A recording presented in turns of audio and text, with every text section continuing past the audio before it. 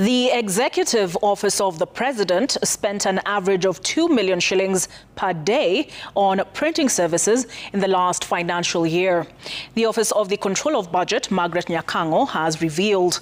The report, which flagged massive wastage in government, also showed that President William Ruto's office spent a whopping 1 billion shillings on advisors who have since reached 20 in the Kenya Kwanza administration. Emmanuel To has more. On, some cash crunch. The National Government Budget Implementation Review for the financial year 2024 to 2025 has laid bare the government's expenditure of the total budget of 4 trillion shillings in the year preceding the Gen Z protests that led to the withdrawal of the Finance Bill 2024.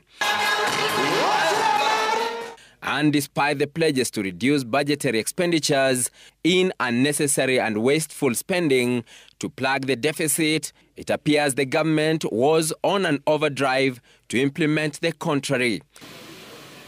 The report showing that out of its total budget of 4.6 billion shillings, Harambee House spent a total of 817 million shillings on government printing services alone, translating to 68 million shillings per month and an average of 2.2 million shillings per day for the services alone.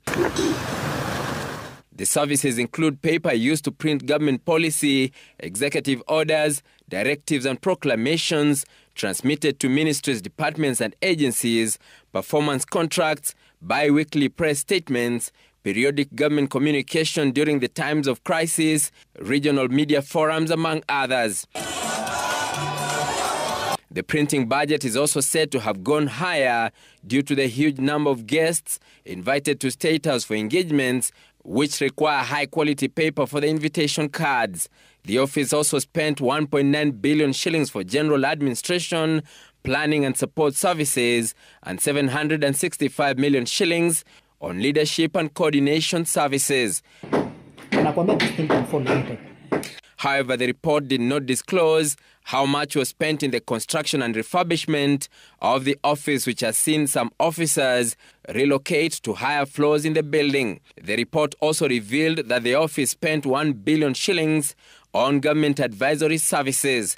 62 million shillings was paid for the Kenya-South Sudan advisory services, 46 million shillings on the Power of Mercy advisory, and 450 million shillings on counter-terrorism advisory services. The office also splashed 97 million shillings for advisory services on economic and social affairs, 150 million shillings on strategic policy advisory services, and 251 million shillings on public entities oversight. Nyakang'o's report also disclosed that State House Nairobi spent 399 million shillings on the refurbishment of the House on the Hill, with works currently at 66% and completion expected in 2027.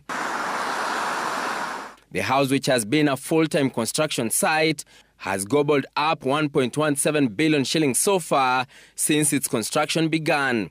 A recent house tour by President William Ruto to his predecessor Uhuru Kenyatta gave a sneak peek of the major works going on. Emmanuel To, Citizen.